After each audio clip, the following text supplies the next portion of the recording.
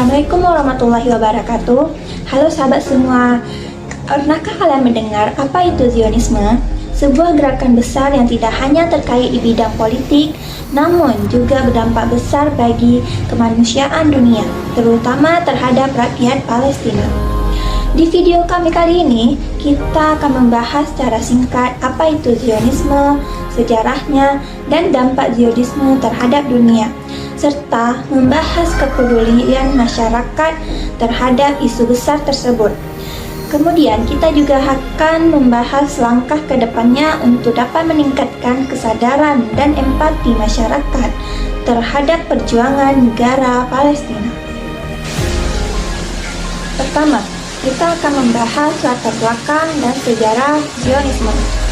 Awal mula gerakan Zionisme mulai muncul pada akhir abad ke-19 yang dipelopori oleh Theodor Herzl, seorang tokoh Yahudi yang ingin mendirikan tanah air Yahudi di negara Palestina. Pada tahun 1897, kongres pertama mulai dilaksanakan di kota Basel, negara Swiss, di mana mulai terbentuk protokol Zion untuk membangun politik Yahudi secara global. Tujuan tersebut mulai terwujud pada tahun 1948 setelah berakhirnya Perang Dunia Kedua, di mana negara Israel berhasil didirikan di negara Palestina. Namun, sejak saat itu pula, masyarakat Palestina mulai menderita.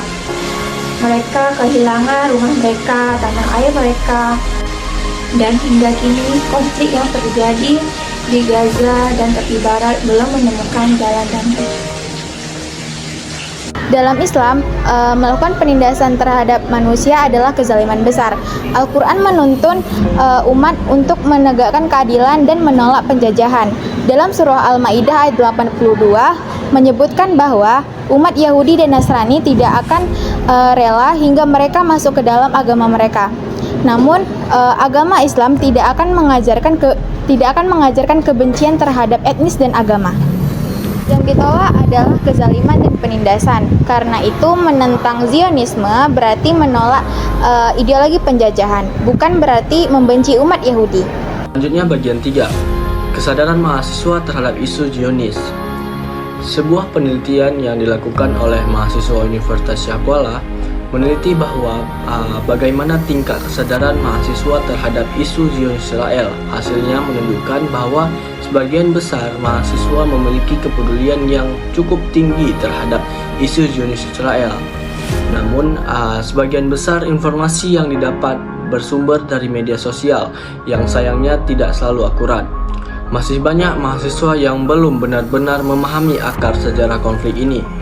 Kurangnya pembahasan struktur di ruang kelas, keterbatasan literasi global, dan minimnya kegiatan akademik yang membahas isu kemanusiaan dunia menjadi penghambat utama.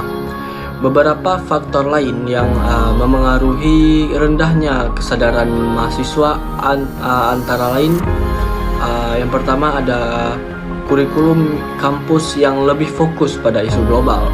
Kemudian, rendahnya kemampuan bahasa asing untuk mengakses sumber internasional, dan juga lemahnya budaya diskusi serta seminar tentang isu global. Padahal, sebagian generasi intelektual mahasiswa memiliki peran penting dalam membentuk opini publik dan memperjuangkan keadilan dunia.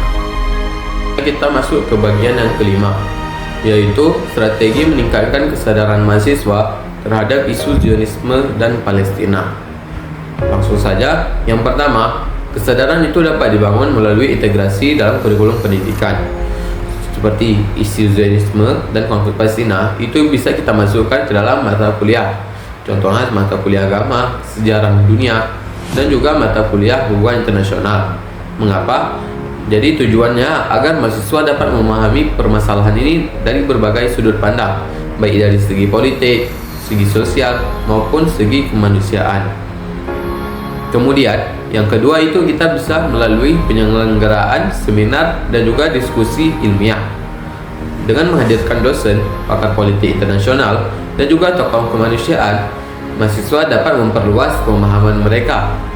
Kegiatan ini seperti membuka ruang dialog yang sehat dan juga membangun kesadaran berdasarkan data dan analisis ilmiah, bukan hanya sekedar opini biasa. Selanjutnya yang ketiga yaitu adalah pemanfaatan media sosial secara bijak. Media sosial memiliki kekuatan sangat besar dalam membentuk opini publik. Mahasiswa perlu belajar dalam menyaring informasi, memeriksa kebenaran sumber, dan juga tidak membagikan konten yang tidak akurat. Dengan cara ini, kita sebagai mahasiswa dapat ikut mencegah dalam penyebaran hoax dan juga propaganda yang menyesatkan orang lain. Kemudian, yang keempat itu membangun empati dan solidaritas sesama kemanusiaan. Kesadaran itu tidak hanya dapat ditunjukkan lewat wacana, tetapi juga melalui aksi nyata seperti penggalangan dana, kampanye sosial, atau doa bersama yang biasa kita lakukan. Dengan langkah-langkah sederhana ini, kita dapat menunjukkan bahwa kepedulian bisa diwujudkan tanpa kebencian, melainkan dengan kasih sayang dan tanggung jawab moral. Dengan strategi-strategi tersebut, kampus dapat menjadi tempat pembelajaran yang tidak hanya menumbuhkan ilmu pengetahuan, tetapi juga nilai kemanusiaan dan juga solidaritas global. Pada akhirnya, memahami isu Zionisme bukan sekedar tentang politik luar negeri, tetapi juga tentang kemanusiaan dan moralitas. Sebagai mahasiswa dan generasi penerus bangsa, kita punya tanggung jawab untuk peduli, berpikir kritis, dan bersuara atas ketidakadilan. Semoga dengan pengetahuan dan empati, kita bisa menjadi bagian dari perjuangan menuju dunia yang lebih damai dan juga berkeadilan.